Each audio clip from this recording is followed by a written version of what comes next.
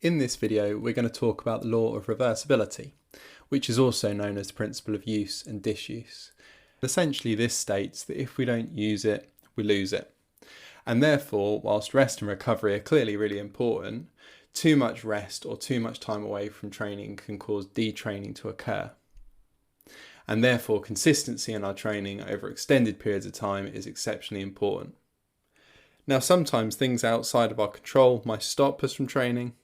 We may get injured, we may have other external pressures that impact our training, we may have different sort of schedules either at work or in sport that all kind of stop our progress in the way that we wanted it to happen.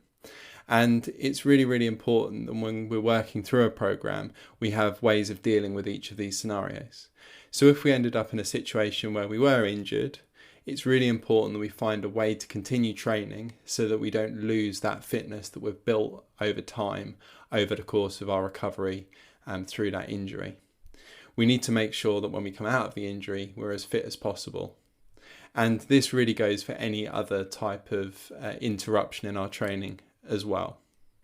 Now, beyond the unexpected, it's also possible for us to try and increase the probability of success and consistency by really understanding the individual challenges that we or someone else we're working with might have before they happen. And this is where the law of individuality comes in, which we covered in a previous video. Now, if we really consider the individual requirements of someone that we're working with or of ourselves when designing a program, it's much more likely to be successful because we might have more buy-in, because we really understand the training process and the purpose behind all of the exercises that have been selected or the overall plan. And it's also likely that we've considered any potential challenges in terms of our schedules, our availability to train, our equipment. And if the training program fits around those constraints well, it's much more likely that we'll be successful. This is also where understanding the needs of the sport come in. In current sporting climates, many athletes have increasingly busy schedules. So finding solutions to help them maintain training in tournaments and when travelling are becoming increasingly important.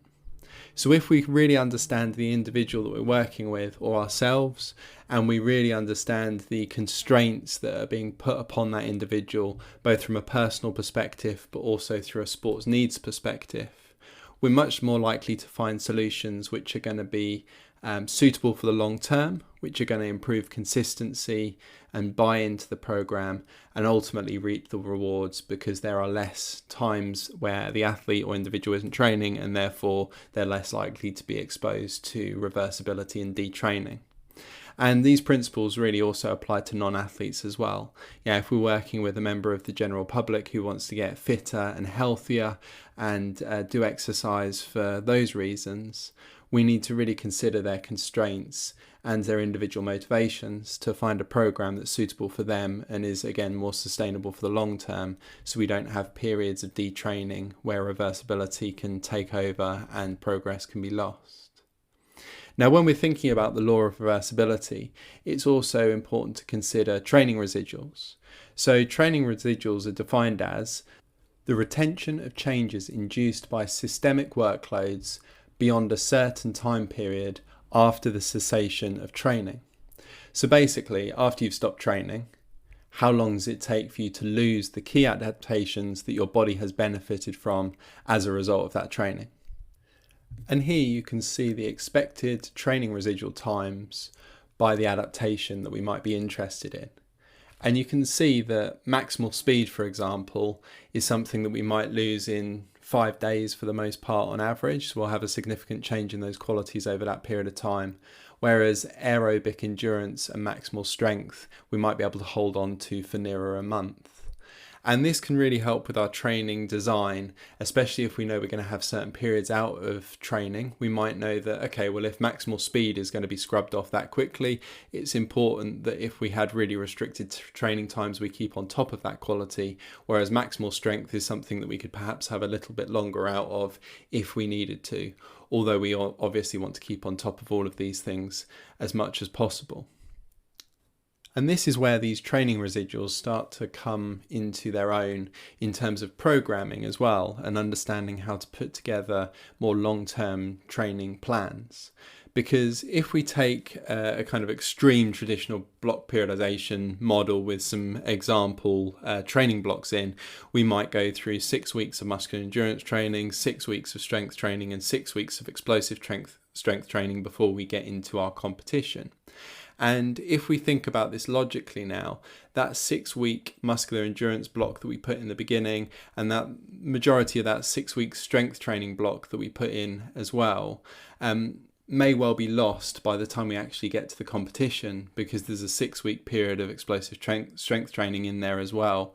And this means that while we're sometimes going to have certain attributes that we want to focus on through a training block, we're really spinning multiple plates at the same time. It's really important that we're keeping on top of the muscular endurance, keeping on top of the strength training, as well as focusing on the explosive strength training. And this means that most successful long-term programs are likely to often have most attributes in them through the month, but they might just have certain percentage focus in one direction or another. And this is something that we'll discuss a little bit more when we get into writing training programs, organizing your training over the long term, and that kind of more holistic programming side of things as well. So that concludes our video on the law of reversibility. Just to recap, the law of reversibility basically states if we don't use it, we'll lose it. So we need to stay consistent with our training and avoid periods of time out. There might be times where that is out of our control, we end up with an injury and we need to stay on top of things. It's important that we find exercise solutions to maintain as much fitness as possible when those things happen, or to avoid them where they are more predictable or within our control. A thorough needs analysis of the individual and the sport can help us understand constraints and reduce the chances of people having time out.